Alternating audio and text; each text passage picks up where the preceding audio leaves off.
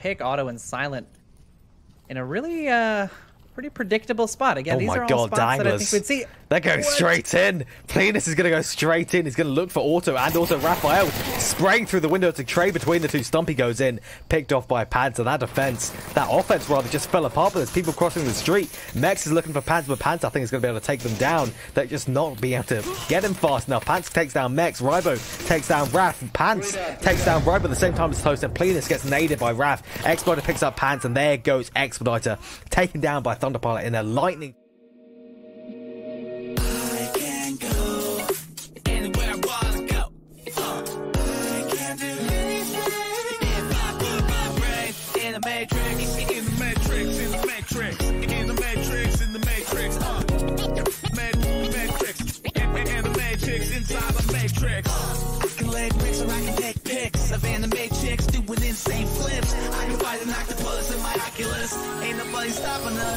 Go.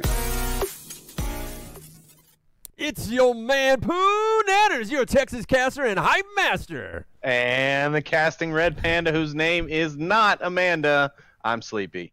Damn straight it's not Amanda. Well, let's jump right into week 4. We started off with a match between gold and bronze level teams, Riot, and Cats in Hats. While evenly matched, there were several tech issues that caused some headaches for the team leads.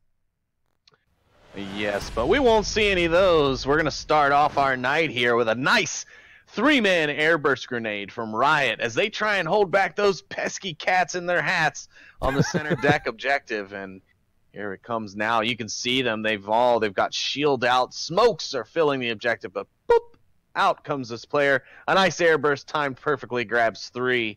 And ultimately, Riot take the round. And then here we're going to see our director and friend Trip as he approaches the cargo hold objective with Pat out. After seeing and hearing an objective, he's going to put his tablet away to spear the defender right in the plums. Unfortunately for him, he will fail to grab the uplink for his team here. Oh. Womp. Wow. Well, it was a very close match. Riot was able to pull out the win, taking Quarantine 4-2 and Suburbia 4-0, while giving up the first map, Tanker, 0-4. The Cats weren't done as they took on Mob Squad, I think the day afterwards. It started off with a 4-3 narrow victory for Mob Squad in Suburbia, which they followed up with a decisive 4-0 victory in Tanker. However, in the last map, Bazaar, Cats and Hats secured a 4-0 flawless victory. This score against the veteran team on the rise like Mob Squad is unprecedented. Overall, I think points-wise ended up being 8-7. But on to a casted match. Sinister Pride took on Rome. And this match started out strong for Rome, but got dicier as time went on. That's right. And here we're going to see Lorena Scout of Rome, who's going to pull out a very unorthodox play with a silenced pistol and a SPAS 12. This man is an absolute genius when it comes to pistol and shotgun killing. And here he's going to take those unorthodox and mostly unloved weapons and grab 2 for his team.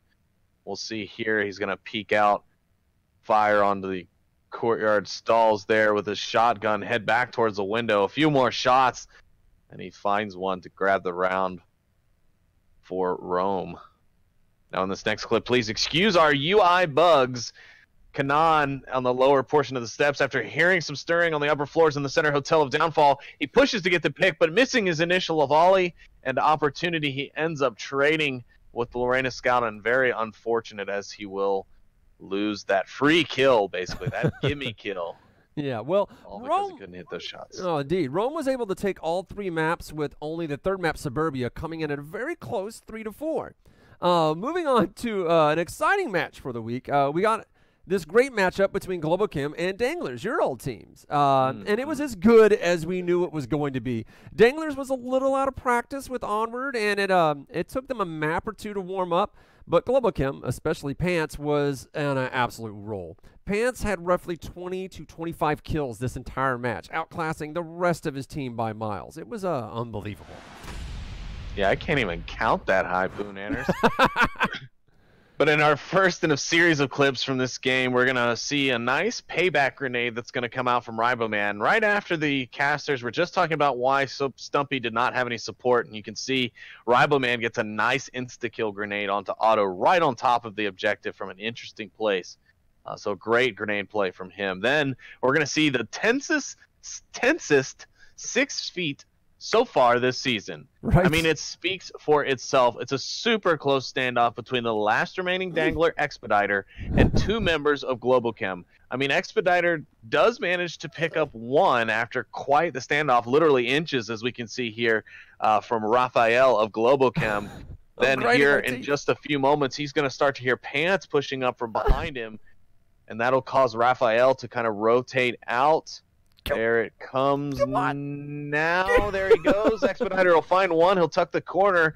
He's going to hear Pants coming and try and get the kill, but unfortunately, Pants will close things up and gets the win for Globochem. Then this one, oh my gosh, so tough to watch. I mean, the Danglers just doing what we used to do best, and that's going into the objective hard and fast.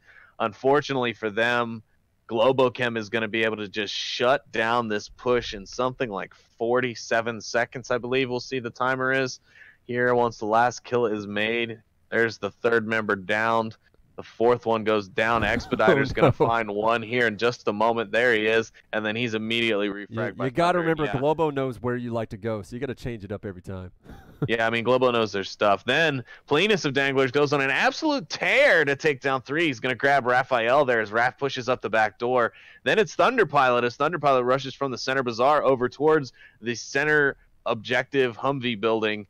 Then as in an effort to try and save the push, Toast rotates out and finds the back end of Plenus's gun, and he's going to have 3 for the round and ultimately get them that round win. But then just later, Stumpy going to go for a cap, gets spooked off after he hears a defender rotating. Then we'll see Plenus, unfortunately, team kill Stumpy, but also finish off the last 2 members of Globochem, and Danglers will get their 2nd point on the map. Fantastic grenade to kill Stumpy Nub.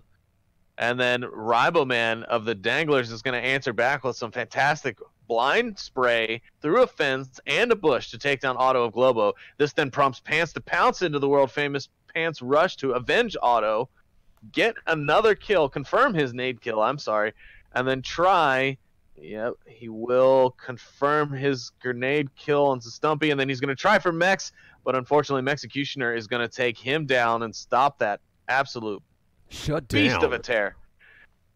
Next clip, we'll see Globochem going to start this clip off very well. A few shots will ring out, and then the kill feed will just all of a sudden just light up. There it goes. Spray and we'll see. The next thing we'll see is Pants once again just blasting in to the center house to show us just why he is one of, if not the best, CQC players in the game. Can we just rename him let Rambo? The play speak for itself. I mean, here we go. This nade comes out. The defender rushes down, but you see him. He squats there, pulls a bit of a drop shot, similar like you see in esports on like Call of Duty, and then he does it again to Mexecutioner to clutch the round and get Globochem their 2nd point on the map on Suburbia.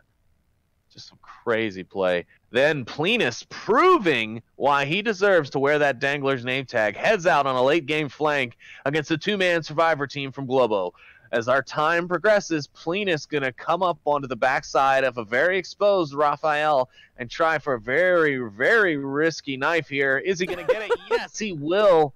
Then he'll just calmly re-rack his weapon, come up behind Thunderpilot, and find the kill to get Danglers their 2nd point of the map.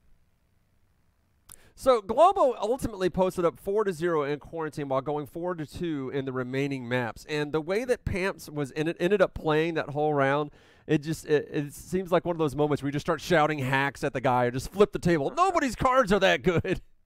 So good to watch, man. You get a little suspicious with guys like Pants when they get If he wasn't on Globochem, I would definitely be suspicious. Boss Fight took on Lemon Squad in another match that unfortunately went uncasted due to scheduling issues. The map choices are worth note though, as Boss Fight goes 4-3 in Suburbia Nighttime and 4-2 in Cargo and 4-3 in Bazaar.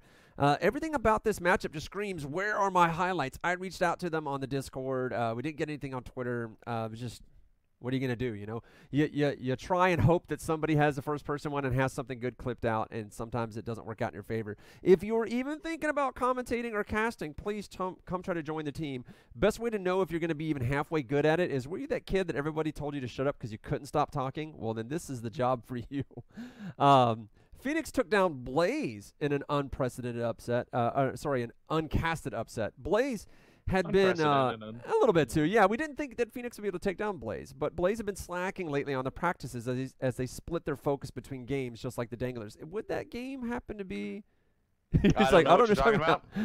Nope, I don't know. It's like, we're not telling anybody. It's not Space Junkies. It's not Space Junkies. Don't play Space Junkies. It's not everything at all.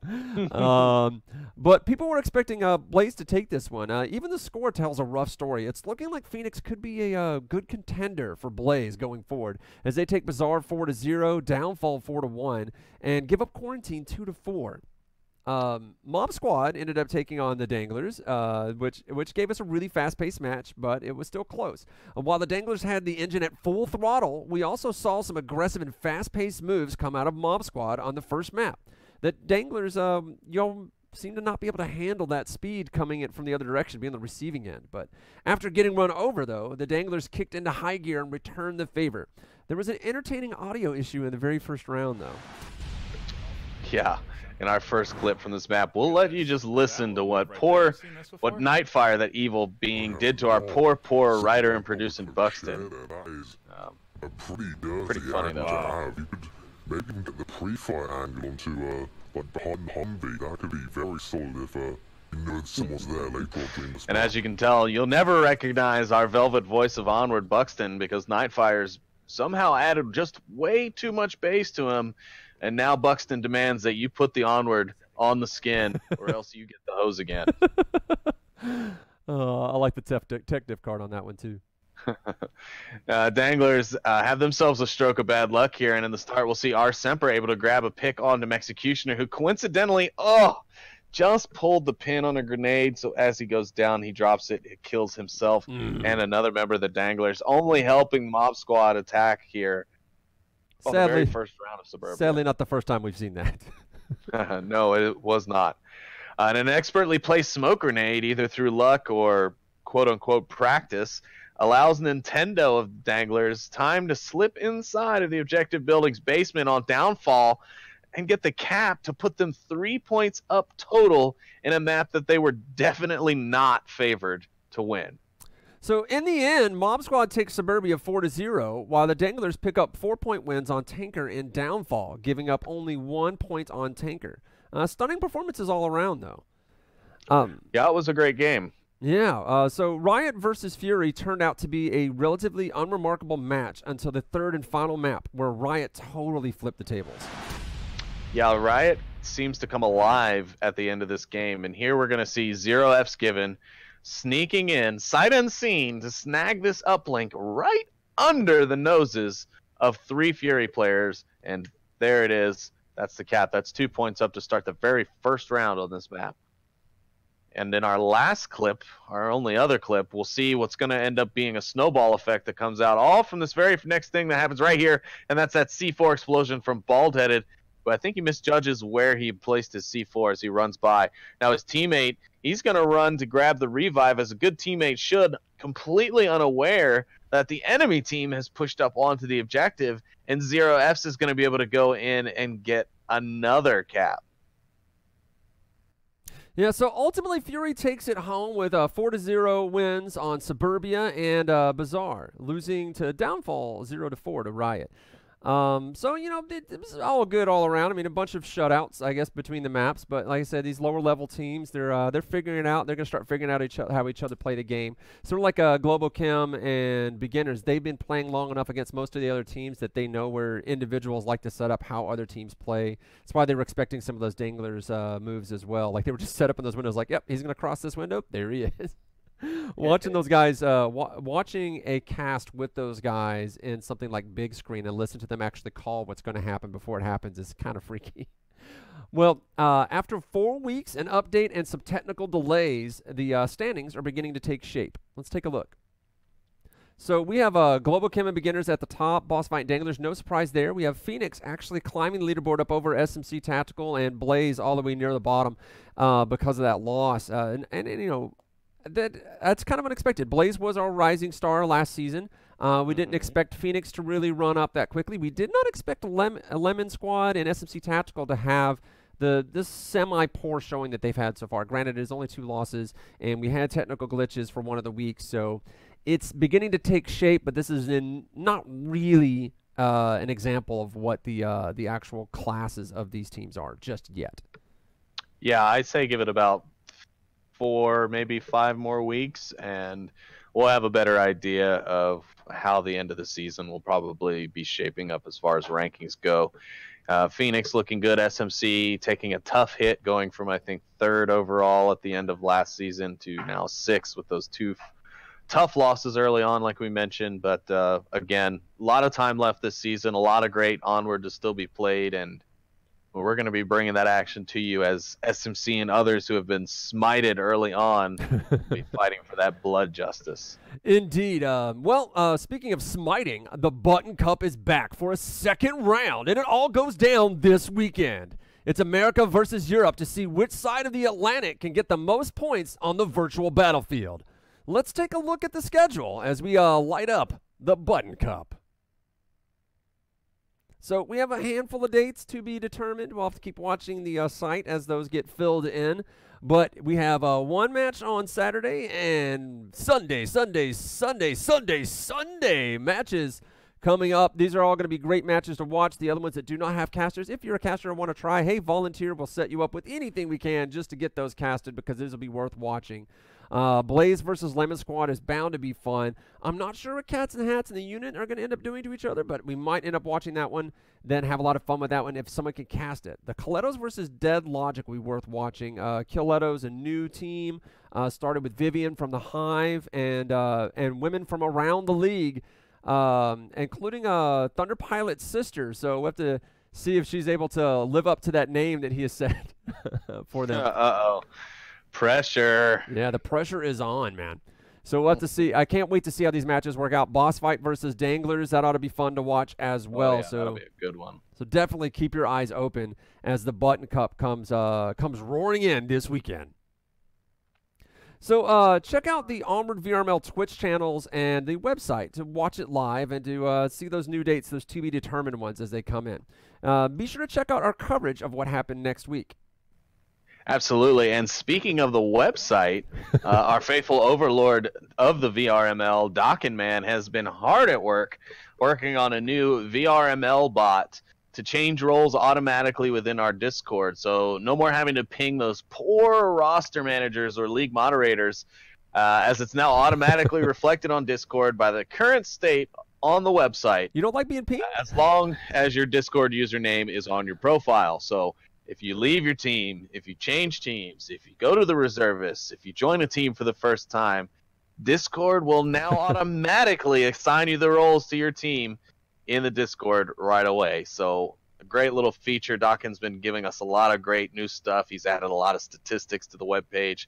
So be sure to head on over there and check that out. You can find out more about your favorite teams, favorite players, what maps they like to play, how often they've won it, how many rounds they've played all on the it, stats all the time, and who and their mother's aunt's maiden name. So don't forget that. But yeah, the website's been great, and thank you so much to Doc and Matt for all his hard work in putting that stuff together.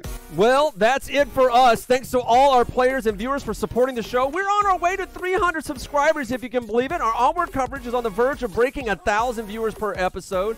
Show us some love in the comments and get a conversation going so that the new viewers will know who to beg for scrims. Yes, and keep those clips coming, folks. Even if your match went uncasted, you can still send us clips from the players' point of views that streamed it. We are always looking for more great highlights. Yeah, again, I'm Poonanners, joined by VRML mod, caster, and former Dangler Sleepy. That's right, Poonanners, and this show was brought to you by VRespawn.com, your one and only source for VR esports news. So be sure to subscribe to the channel, follow us on Twitter, whether it's the VRespawn or our personal Twitters, to find out and stay up to date on all the esports action. Yeah, this episode was written by Buxton, directed by Triple Nipple. Special thanks to Z-Man for our motion graphics, especially the new one that was playing back there for the Button Cup. We expect to see more fancy production work from him in the future. Send us home, Sleepy. All right. Well, thanks again for tuning in, everybody. Don't forget to like and subscribe. Hit that bell so you know when our new videos have come out. We've got a lot more action to bring you next week and in the coming weeks. So we'll see you all then. Good night, everybody.